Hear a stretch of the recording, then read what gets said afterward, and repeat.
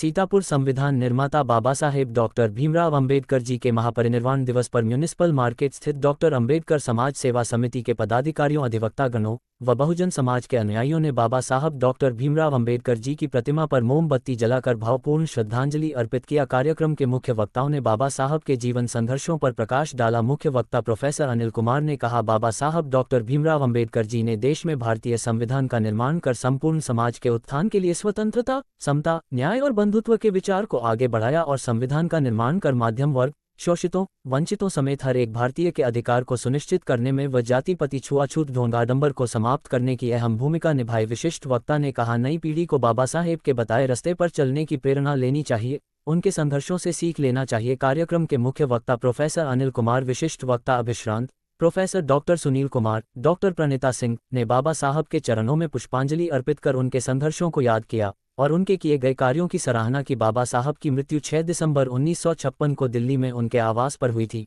मृत्यु के समय 65 वर्ष की आयु थी। उस समय पूरे देश में शोक की लहर दौड़ गई थी। करोड़ों लोगों के आंखों में आंसू बह रहे थे। मृत्यु की खबर मिलते ही उनके अंतिम दर्शन के लिए दिल्ली पहुंच गए थे। भारत रत्न बाबा साहब का नाम दुनिया में अजर अमर हो गया। युगों युगों तक बाबा साहब का नाम बड़े ही सम्मान के साथ लिया जाएगा।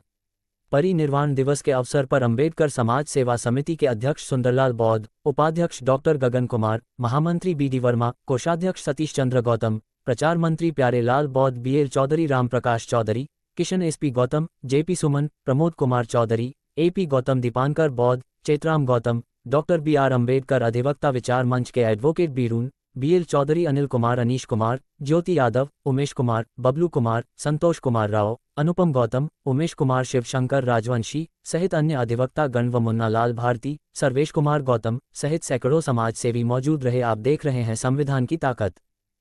उसको हम लोग पकड़ नहीं पा रहे हैं और हम उनकी विचारधारा में फंसते चले जा रहे हैं, जिससे जो हमें अधिकार मिलने चाहिए थे वो नहीं मिल पा रहे हैं। चाहे वो हिंदू राष्ट्र की विचारधारा हो, चाहे धर्म की बात करने की बात हो या निजीकरण की बात हो, इन सब चीजों में हम ऐसा फंस गए कि हमारा जो कमजोर वर्ग का तबका था वो विमर्श से बाहर होने लगा और जो लोकतांत्रिक प्रक्रियाएं थी उसमें भी ऐसी व्यवस्थाएं की गई जिसके माध्यम से हमारे वर्ग को पीछे करने की कोशिश की गई और उस पर लगातार कार्य हो रहा है। कई धार्मिक संगठनों को कभी आगे लाया जाता है, कभी बुद्धिजीवियों को आगे लाया जाता है, कभी इंटेलेक्चुअल्स को आगे लाया जाता है और उनका सिर्फ और सिर्फ एक ही मकसद रहता है कि किसी भी तरीके से कमजोर तबका जो पीछे है वो पीछे ही रह जाए।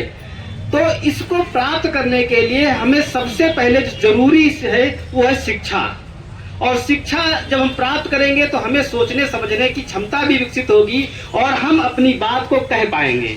कई बार हम लोग अपनी बात को कहीं कह रिप्रेजेंट नहीं कर पाते हैं और रिप्रेजेंट भी कर पाते हैं तो उसका लाभ या प्राप्त नहीं हो पाता है। इसलिए हम लोग शिक्षा पर विशेष ध्यान दें।